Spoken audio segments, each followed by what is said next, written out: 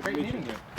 Senator, you stopped by Granite State Solar today. What are some of your thoughts on clean energy and the potentials they have in our country? Well, I tell you, this is a growth industry. In 2008, they said, well, I got to do something. The housing market has sort of collapsed, and the guy who started this saw a need for the market with the renewable portfolio standard of 25%.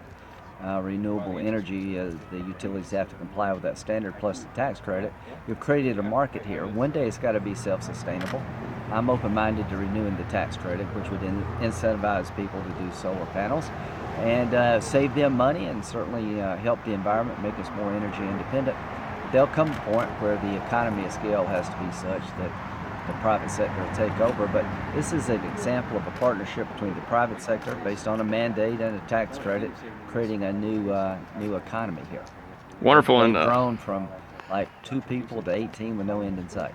Senator, thank you so much, and I know that you've been one of the more open candidates about talking about these issues. Is there anything you want to say about, CRES New Hampshire being on the ground here, or any of the other candidates? Just keep selling the idea of energy independence and a clean environment. They're not mutually exclusive. They're the same, actually. And, reducing your carbon footprint, this is one way of doing it. Creating a new economy. You can see this company here growing and saving consumers money. When all 3 things come together, that's good economic and environmental policy. It can't be competed. You can't pit one against the other. Environmental policy has to be good economics and vice versa.